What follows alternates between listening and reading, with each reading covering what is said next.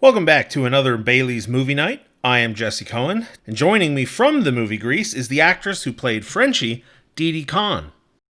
Um, let's talk about the acting experience and the audition process. You mentioned you go to the audition and there's eight or a dozen, young women just probably dressed exactly like you and looking very similar to you. How much pressure is that to go in against a bunch of people who are going for the same role, prepared probably the same way, looking very similar to one another? Well, honestly, I did something very early on. I realized that there is some, how should we put it in a polite way? Like sharks, some Sure. people who are out to really intimidate you. I mean, you Hmm. find that like in any sport too, Let's call them lions instead of Yeah, sharks. all right. So, but the thing is, that's right, better lion. So what I do is when I would go to an audition, I would sign in. You go and you sign in that you're here, and I would tell the receptionist I'll be around the corner, and I would never sit with those women because I like to be in my own world. I don't want to talk about other things. I don't want to hear all the other auditions they had and whatnot. I want to stay focused. But for that movie, I mean, we had a dance audition. There were like 500 people there. Oof. I mean, and they kept eliminating. I didn't like this part of it actually. They kept eliminating people, and there was one part of it where it's in the movie where we're all. It starts off, and we're not doing the hand jive. We're doing kind of a stroll, and everybody's going this way. And for some reason, I kept going this way, and I would correct myself. And I got so nervous, and the guy playing Putsy was actually helping with the choreography, and he was assisting. And I went up to him. I said, "Excuse me, I must be counting wrong because I see everybody going this way, and I'm going this way." And he told me the counts. Next time, I did the same thing again. And I thought, well, that's it. I'm never going to get in this movie. When we shot that scene, and the next time you see the movie, when it starts, when the contest starts, everybody goes this way.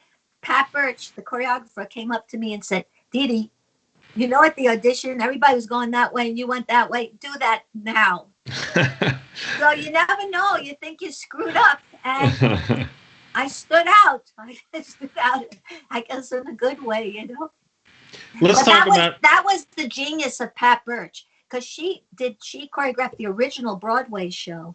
And what was very different about Grease than most movies is that many of the cast members, including John and Jeff Conaway and Jamie Donnelly, and so many of them had either been in the national company or Broadway company of Grease and had performed these songs and these dances and knew these characters inside and out.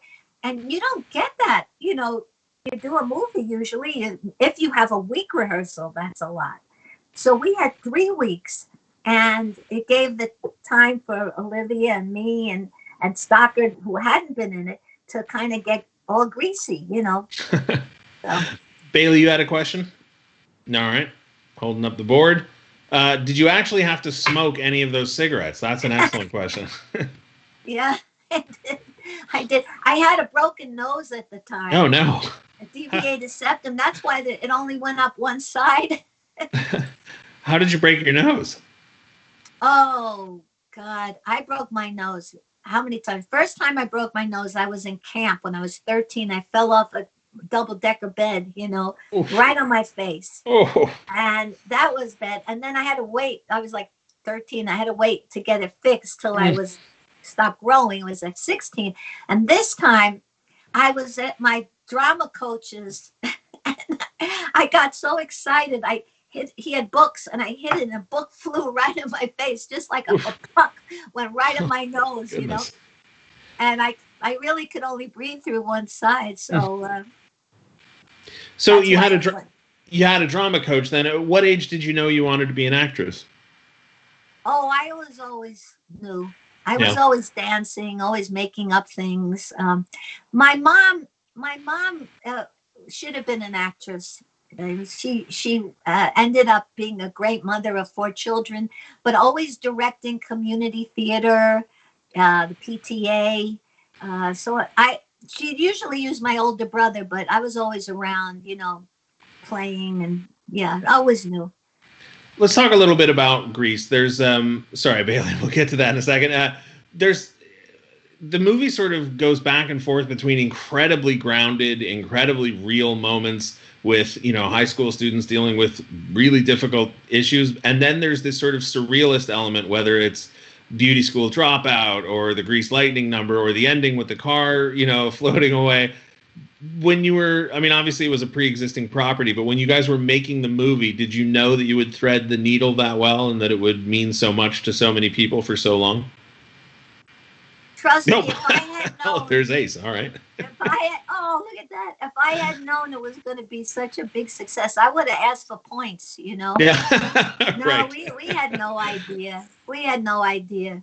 For me, having Frankie Avalon sing to me, he wasn't at rehearsals. That happened on the day. Wow. And also, I was on the day that I saw what I looked like with that pink hair. Now, this was before punk, so nobody had pink hair. Now people have pink hair, green hair, rainbow hair. It's no big deal, But this was time before that. So I had that pink hair and a kind of peach little suit. That was my La Coiffure costume or whatever, uniform. And I went, whoa. I actually snuck off the lot at lunchtime because we hadn't shot anything yet, and went to my drama coaches to show him what I looked like. And he looked at me, he went, oh my God. He says, don't act because you already look so crazy. He said, just don't do anything except look at that Frankie Avalon. And that was a great direction because Frankie Avalon is so cute. Bailey wants to know what it was like to work with Frankie Avalon during the Beauty School Dropout sequence. Yeah, well, that's when I met him for the first time, and he was scared of those steps, going down those steps, Sure. But he did. You can't see it, when they were filming it. But he was great.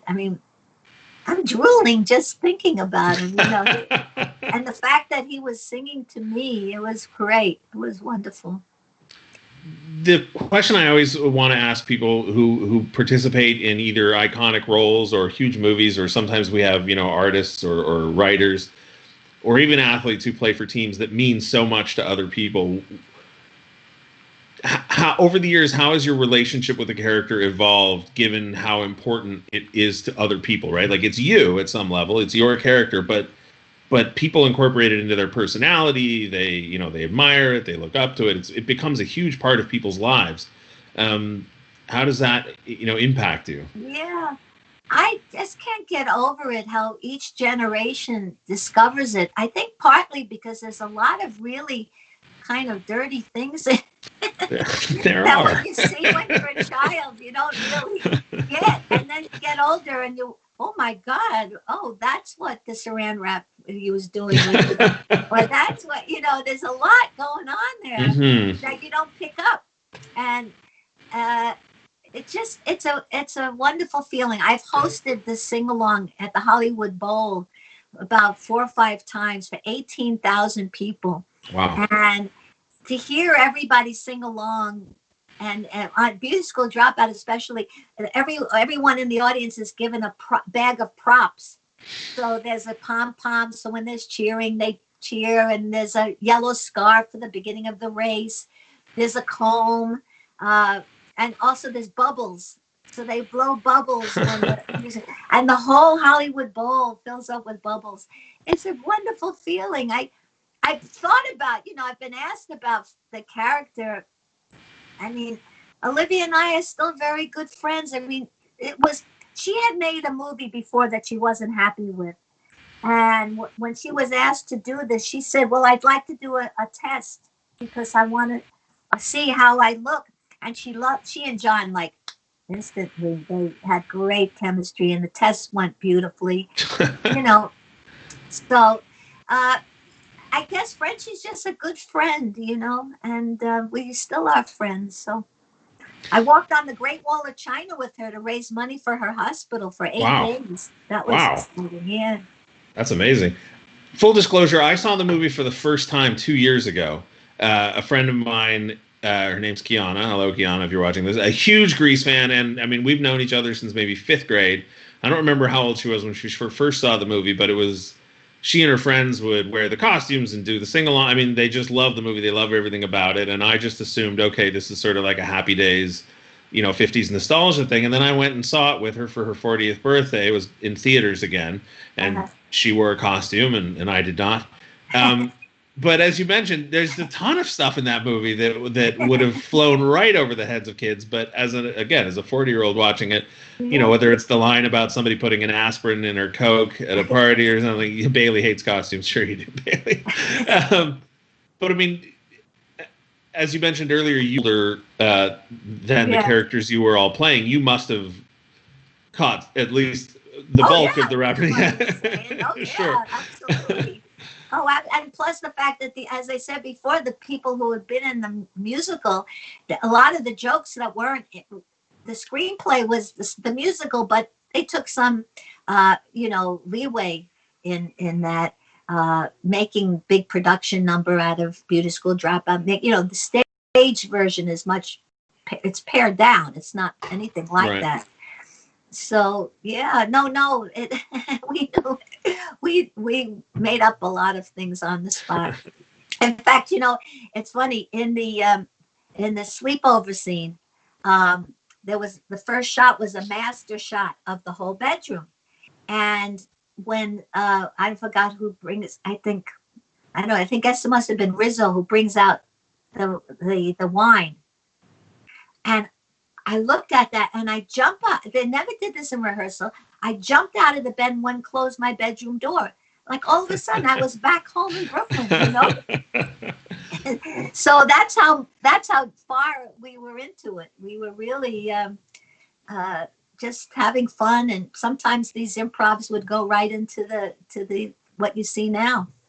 I'm assuming the big musical numbers and a lot of the more complicated scenes were shot on sound stages and probably at Paramount. Did you guys film in a high school at all? Yeah. Oh no. The big dance was in a high school downtown LA, which was a real high school, and it was very hot. It was summer. Oof. And there was no air conditioning in this high school, and they couldn't open the windows because there was a pork plant next door. Yeah. And we were sweating.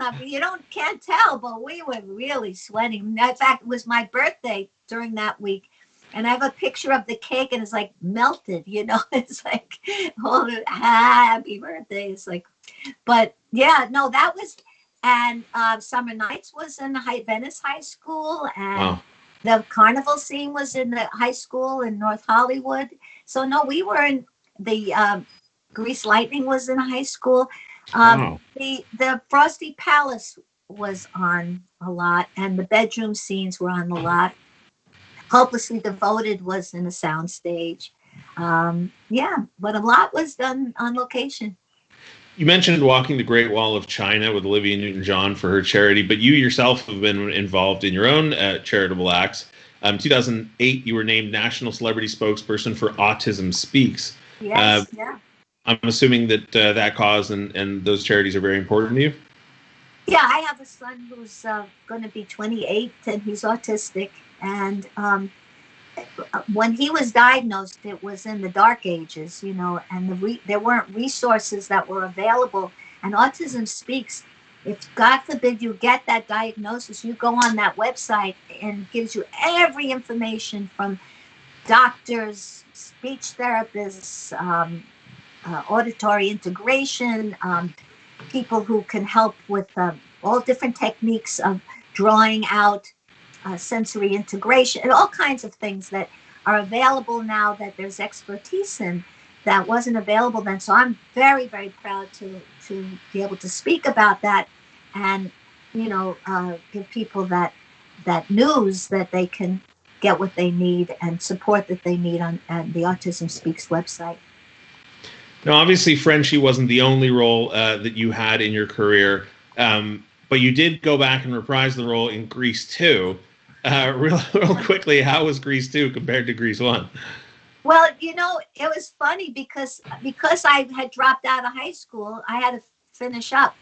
So that's why I was in that one, and I was doing the series Benson at the time, so they had to do it on my week off, and so I wasn't around to see all the fun, but I remember the first day I was sitting next to Michelle Pfeiffer, and I never saw a more beautiful, beautiful young woman, and so talented, And it's funny you say that you just discovered Grease 2 years ago. Olivia's husband hadn't seen it when he met her. Wow. Yeah, and on our 40th, which was 2 years ago, they had a big screening at the Academy in Hollywood. And he was there, and it was quite wonderful to see it with that sound and on that screen. Yeah, so. Well, I think I could take a couple more questions, but I've got to get going. It's a little bit later here in New York. No problem. Well, then we'll end it with this. You mentioned to us before we started taping that you had to learn how to ice skate recently. How did that go? I bow my head to hockey players. You are phenomenal. I mean, I know you learned to skate when you were little. I know that a stick is like a bat, or it's like a magic wand, the way that you use it and can skate and front and back and do everything and block and, I didn't even know how to get on the ice without holding on, But it was a show in England called Dancing on Ice. And they said they'll teach me, I'll have 30 hours. And I went and got some skates before I said yes. And I was I was so afraid. I mean, I was going to be the oldest contestant ever, like the Betty White of ice skating. I was afraid I'd hurt myself or something, But sometimes they offer you, a little something extra that kind of makes you try harder. And then I met my partner, who is a phenomenal ice skater. He and his wife his name is Lukács.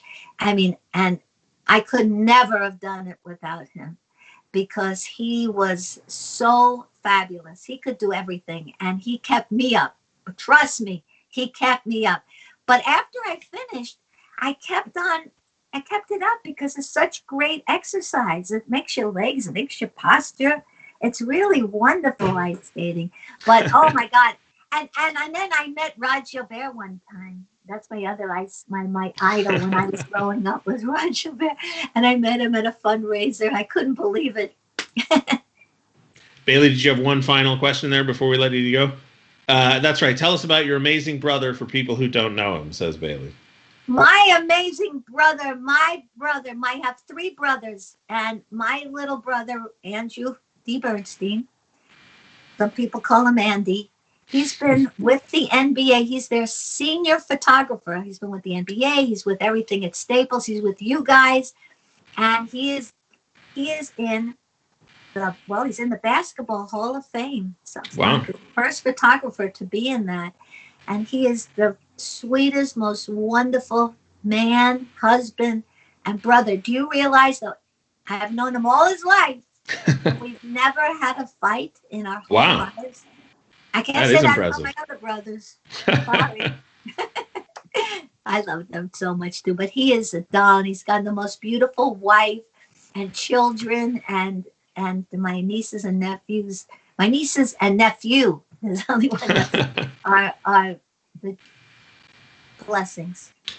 Well, as you said, it is later out there in New York, so we're going to let you go. But we want to thank you so much for joining us, Didi. This really was a treat. Lovely to meet all of you. And hope you have a season, whenever you have the next season. That's wonderful. That's great.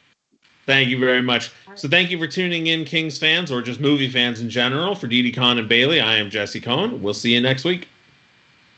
A wop, bop, loom, up, a wop, bam, boom.